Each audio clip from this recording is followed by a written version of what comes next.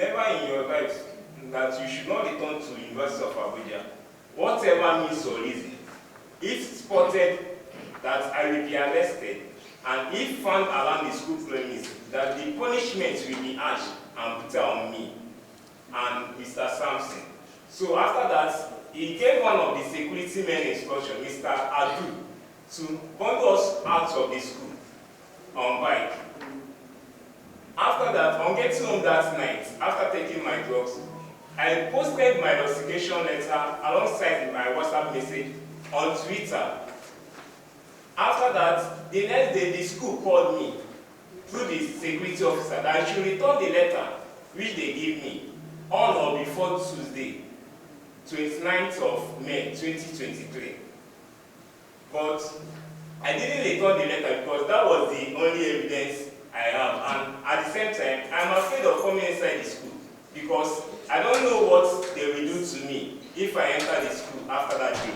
In accordance with the letter they gave to us, which the last paragraph on page 10, if on the of the evidence I submitted, and say, accordingly, you are banned from all university campus, pending the termination of the case.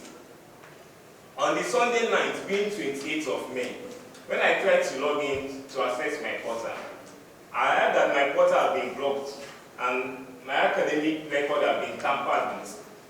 This committee was set up and comprised of different people from different stakeholders of the university.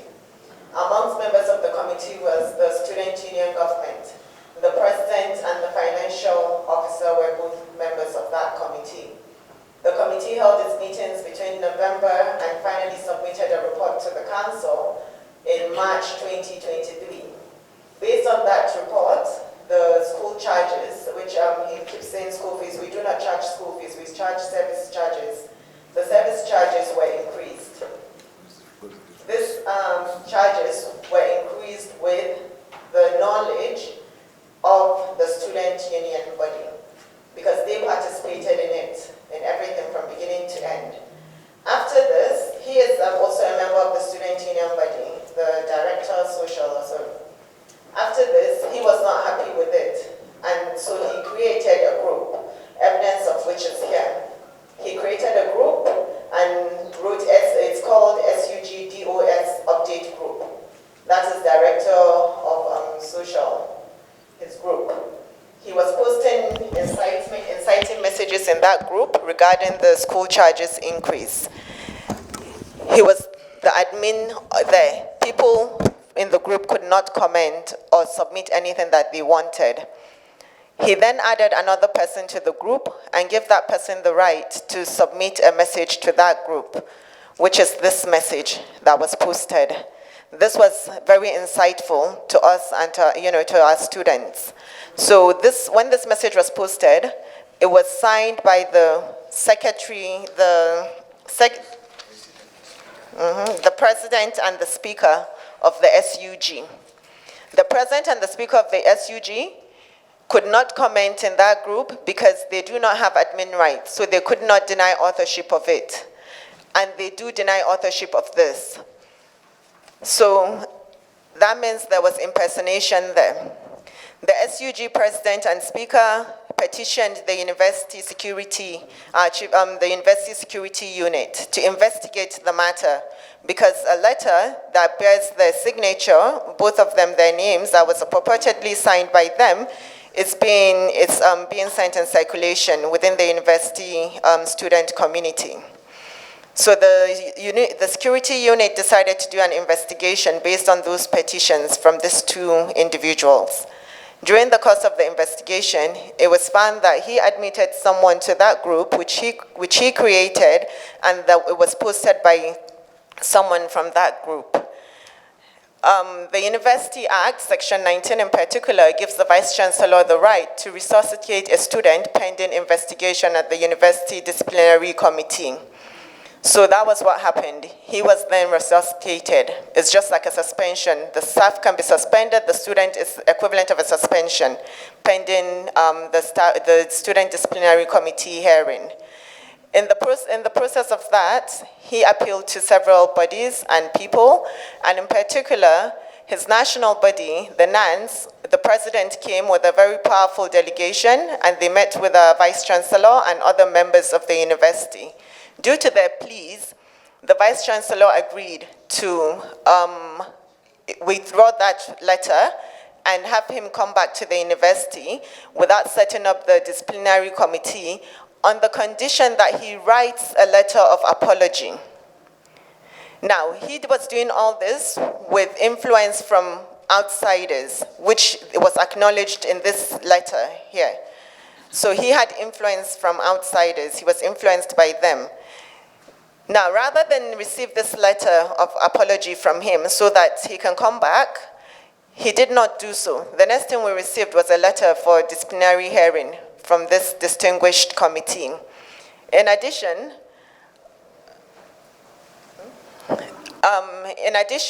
we thought that he's complained about his academic record being tampered with. That is false. What was done is that his portal was blocked, which he mentioned later. But it's very important to clear these errors in communication. No academic record was tampered with. His portal was blocked because once you're suspended, you're not allowed to do anything within the university.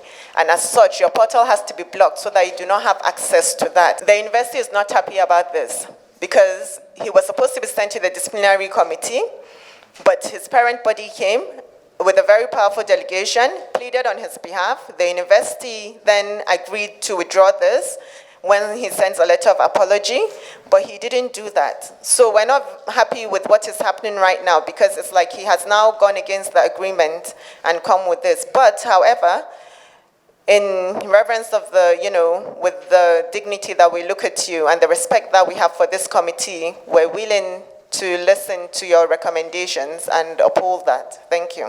I think the issue has resolved itself. In any case, no. You had your time. In any case, I will yield the mic to my colleagues. They will have one or two things to ask or to say. I have questions to ask, but I may not even want to ask that question again because, like I said, for me, how do we now resolve the matter is the next for us. The petitioner, Igwu Chukwuemeka, hails from a community in my local government, in my senatorial district. So actually his petition was led before the Senate by myself because this petition came through me. Since we got this petition, we've been waiting for the time this committee will be in a position to look at it. Because the storyline wasn't pleasing at all. A child comes to the university and spends 4 years and gets rusticated for allegations contained in this presentation. I found that to be too harsh on the student, which I found out that his colleague was also affected. But while waiting for this committee, I'm not a member of the committee. I was invited because the petitioner came through me. I led the petition. That's why I'm here, to observe the public hearing. From the report I got and from what you were saying when I got in, you had asked him to write an apology and to possibly withdraw this petition. I don't know what remedy you have for him because his mates have proceeded to the National Youth Service. He doesn't have his letter showing that he has completed his studies. He has no access to the portal anymore. Yes? To me. I will want an undertaking to us by the university that A, he will be taken back and what time, and B, that his safety, he will not be harassed and he will not be intimidated while he goes back. If we can agree on that, then I think we have a resolution. Suspension, because he was saying that he thinks we were asking for the letter back so that we can give him a letter of suspension. Rusticate just means to suspend a student. When you go and look at the English dictionary, Oxford Dictionary. Then secondly, we had a prima facie evidence, a prima facie case of against him. And that is why after the nuns came, I said, okay, fine, let him come back. He's our student and we love him, we love all of them. But we give our institution certificates based on character and learning. Character comes first before even learning. So once there's a prima facie evidence case against you, we expect you to apologize before you can come back. Now, if he does that, I want to assure you that he has already finished. He has written his final examination. His portal is blocked, so he has no access to his results. Nothing, as he has already cleared, nothing has been tampered with in his academic record. So all that we have to do when he will receive his letter of apology is to open the portal for him so that he can access his results. And also, NYSC, his colleagues are just leaving for NYSC now. They haven't left yet. We're getting that ready for them to go. So as such, nothing, there's nothing happening to him now to say that that requires damages or anything of that sort. I will urge our young man to please, as soon as you write this letter of apology, let us know so that we can begin to look at when your portal was open to you. All right? Once you write that letter of apologies, you know how it's written, write it to them and get a letter of an acknowledgement that you received it, dated, and then we'll know when they received it. All right? I think that should be it for this matter, and we thank you all for coming. This matter is closed.